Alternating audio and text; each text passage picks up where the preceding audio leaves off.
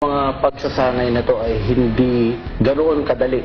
Kapag kanilang nalampasan itong mga pagsasanay na ibibigay namin sa kanila, natitiyak ko na mas magiging malakas ang kanilang loob na bakahin ang kung anuman na task or kung anumang problema na humarap sa kanila sa mga susunod pang mga araw. 1, 2, 3, 1, 1, 2, 3, 2. Ilang sandali pa, si Maymay muling sumubok na sumali sa mga kasama. Kayang sumabay? Are you sure? Opo, sir. Okay, at any time na nararamdaman mahilo ka, you sit down, okay? Okay, we proceed with our next exercise, which is bottoms up! Bottoms up! Starting position, move! Maya-maya, si Kisses naman ang sunod na nakaramdam ng kilo. Kaya pa? Wait, go, Kisses, let's go. Kaya pa? You can do this. We've done harder things than this. 1, 2, 3, 1, 1, 2, 3, 2. Up, guys, come on. Up! Nahihilo ka, Kisses. Ano ka ng tubig? Alalayan nyo. Upo, upo. Upo. Ang iniisip ko na lang yung mga sinasabi kuya ni na Marco na it's all in the mind, na kung iisipin mo, kaya mo, kaya mo. Ano, Kisses? Are you okay? Yes, sir. Okay. The rest of you, go back to formation. We still have to finish this exercise. Ayaw ko po talaga kuya na mabigo ko si Edward and mabigo ko yung teammates namin. Kisses, are you quitting? No, Sergeant, no. You do it, Bakit? Come on, Hindi mo na kaya. Namutla ka na. Hindi ka ba magkukwit? Yeah. No, sir, no. Lahat naman po kami napapagod and hindi po pwede na mag-rest lang ako kuya kasi nakikita ko po sila na nagpupush sa kanilang mga sarili na. We never give up. Are you sure? Sabi mo eh. Susunod, hanggang saan nga kaya ang kakayanin ng teen housemates? Sa pagpapatuloy ng pagsasanay ng housemates, Commence exercise. 1, 2, 3, 1, 1, 2, 3, 2, 1. Ano, kaya? Kaya. Okay, then stand up.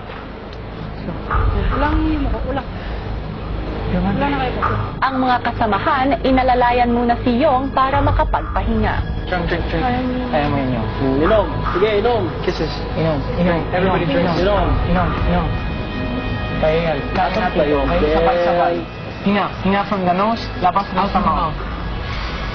Pilipino, what is happening to your men? Anong nangyayari? Tutuloy pa ba tayo? Tutuloy po. Ready?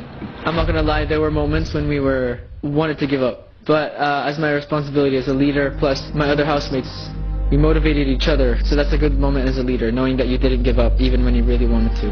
Okay, the rest, na kaya mag-perform, we will continue.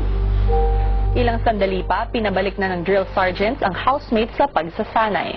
Okay, bago tayo magpatuloy, gusto nyo na mag-quit? No, Sergeant, no! Bakit ayaw nyo rin yung bell? Ang hirap-hirap ng ginagawa natin. Hindi pa mahirap. Ano, itutuloy pa natin? Yes, Sergeant, yes! And now, we proceed with our final exercise, which is jumping jack. Commence exercise.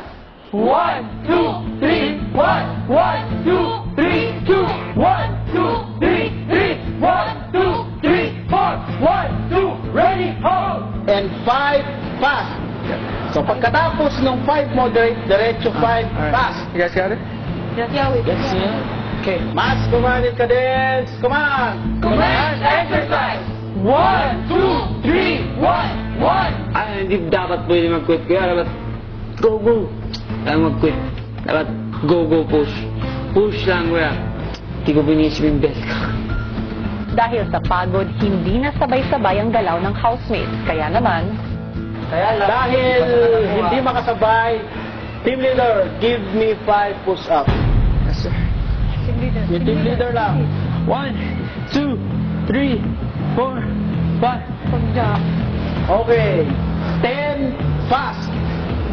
Okay, sige. Commence exercise.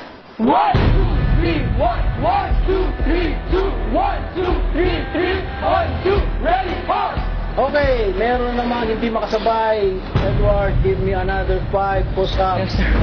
There have been many times in my life, Kuya, where I have stopped when things have started to get hard. In football, I quit the team because it was getting too hard. I wasn't enjoying it anymore. So far today, there hasn't been really a moment where I've enjoyed it, but I can't give up.